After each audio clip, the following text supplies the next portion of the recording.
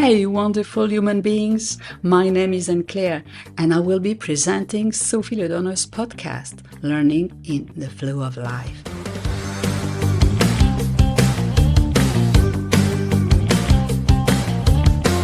A light and deep, dynamic, and transformative show for people who want to sustainably grow into new possibilities and make a positive impact in the world. Hello! Last time we discovered Sophie's second C around curiosity and how to bring on a compass to find our way to curiosity. Today, we'll be talking about the third of Sophie's 5 C's, connection. This third C aims to create a capacity to connect and build a positive environment. This concept can serve as a common language for developing sustainable habits and making conscious environmental decisions, as the ADHD calls in their framework relating. Sophie, up to you now. Tell us more about your third C for connection. Thank you, Anne-Claire. So, connection. Well, I want to start by saying that the global challenges that we're facing today have a complexity that we've never faced before. And today's challenges are bigger, more complicated, more global than ever. They affect every nation, every person, and every aspect of our planet, and even beyond. Sure, that is true. We need the best of all insights to tackle difficulties. Human connectedness is key, and this human connection is about creating inner and outer interactions for me. Oh, I love this perspective. And since learning is emergent, like consciousness, we need a conscious learning connection to ourselves through introspection first. This first interaction is a connection between thinking and feeling, and then to the outer world, or the interpersonal connection world.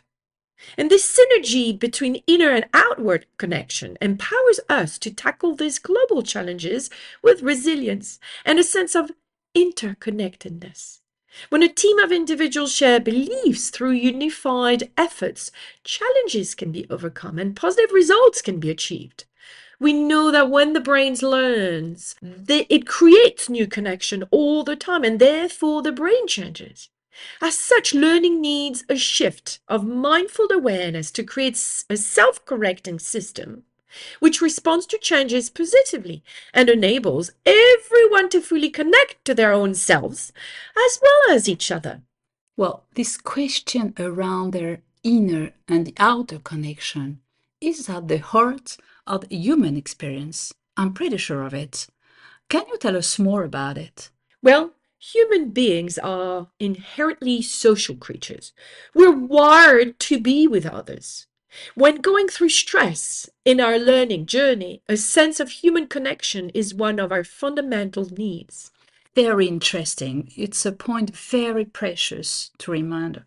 At the core of this understanding is the concept of social brain theory, which suggests that our brains have evolved to support social interaction and cooperation among individuals. Neuroscientists have identified specific areas within the brain, such as the amygdala and prefrontal cortex, that are crucial for social behavior and emotional regulation. These areas are activated during social interactions, highlighting the neurological basis of our social creature. Social connection can lower anxiety and help us regulate our emotions. Feeling socially connected, especially in an increasingly isolated world, is more important than ever. Yeah, gosh, it is hard.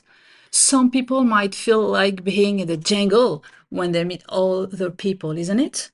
Absolutely, Anne-Claire. Absolutely. And emotion and cognition have long been treated as independent entities, but it is now clearly understood that emotion and cognition are in fact highly interdependent. Some people might be more reactive than others. Therefore, thanks to active emotional and cognitive introspection on how we behave when connecting, we will grow a powerful ability to learn and feel comfortable with change, mistakes, and the consequences of what we are fearful of.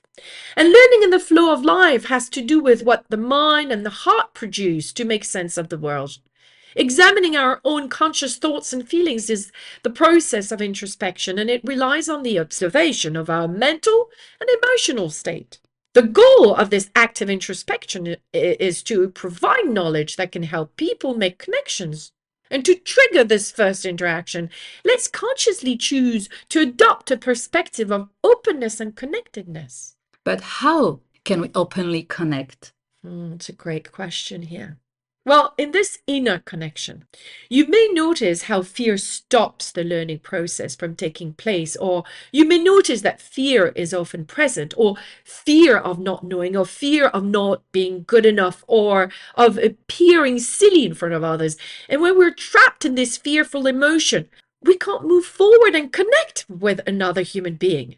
But if we think that fear is about the consequence that may happen, then we start looking at facts and start checking what if it happens, what can be the consequences, and then list them as what is. Yeah, it reminds me the podcast I made with teenagers, exactly those questions of fear and that block them for express themselves in front of others. You mean focusing on the consequences and listing them? Absolutely essential. You list them as what is, will enable everyone to actually face the fear in a more relaxed way. And the second connection is the outer connection, the outer interaction that I call in my book, the social part, which is about creating relationship. And for me, we need to build a connection based on trust and respect to foster learning at a different level. It's like in this dance that trust begins to flourish, setting the stage for deeper connections. But at the end, what is trust really? I love that question. In a wonderful training session I had with the Inquiry Institute, the facilitator shared her own trust model, which resembled a triangle. At the top of the triangle was the ability to do the work. At the bottom left was transparency. And at the bottom right was the principle that what you say you do, and what you do you say. Mm-hmm. I was so thankful, as I thought it was a definition that made sense to me. And then I felt like sharing with people Thank today, you. right? Yes, thank you very much. How can we actually bring on this trustful part? So, first of all, sharing this definition of trust, your own definition of trust. It could be the triangle that I shared. Mm-hmm. But also, the way to human connection is to put the humility hat on first. I know I don't know everything, and I see what I know through my own eyes. The for me eyes. For me, it is essential to understand that we live through the world with our own perceptions and filters. Then I feel that regulating judgment is important too. And the first connection is therefore with self and the acceptance of differences, with the ability to let go of limiting beliefs. And this starts with being in the moment and not wanting to be right, but to find what the intention or interest is for the other person. I truly believe that starting by sharing what connects you and what disconnects you could maybe be opening doors. To give an example, what disconnects me is when people criticize my work. And what connects you, Sophie? What connects me and Claire is actually a light and deep connection, like the one we're having now. So that connects me too. And learning in the flow of life is about engaging into this unknown by sharing what's behind our own glasses. In the context of this outer interaction or interpersonal connection, let's share another compass.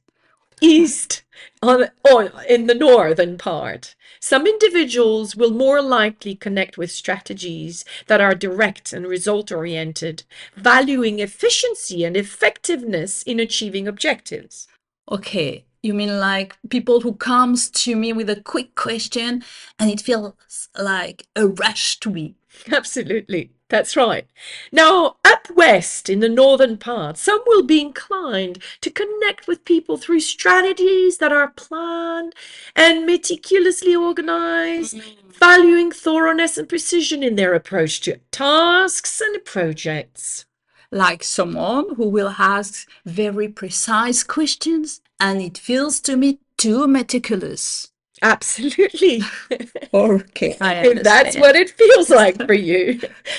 And down southeast, you can imagine that people will be more oriented towards others, thriving on social interactions and valuing relationships Like us. like us. And down west, people connect through harmony and supportiveness, fostering an inclusive environment. Wow, that feels like my world of connection. It's really interesting to realize that we don't have the same approach to connect, all of us. Absolutely. And for me, this is a key component, being aware of how different we connect. And there's another deep component, which is empathy. It involves being able to connect with the emotions, the energy, and feelings of the people around us, and thus understand their perspectives, intentions, and actions. This empathetic resonance can strengthen bonds between individuals, and for me, it needs to be sincere. Yeah, a real deep empathy.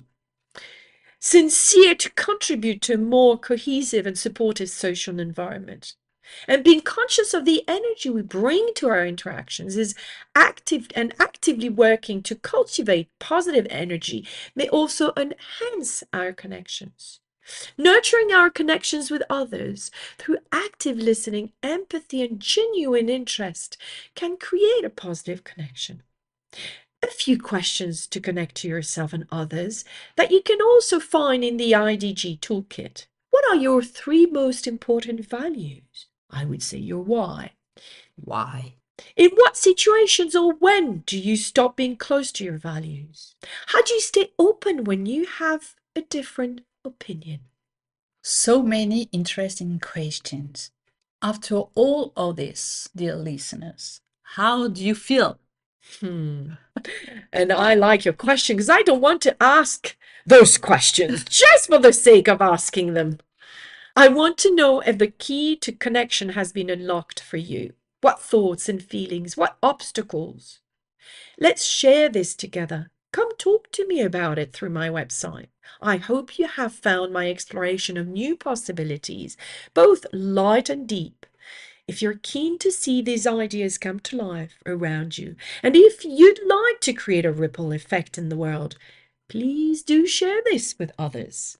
Yes, do share this with others. You can post about it on social media or feel free to contact Sophie through her website sophieledorner.com to co-create possibilities in your surroundings, at work, at school, and at home. If you feel like knowing more about Sophie's work, you can also check out her famous book, Agility of Mind. We're so grateful for your attention. Thanks again, and see you soon for a new episode. See you soon. See you soon. Bye. Bye.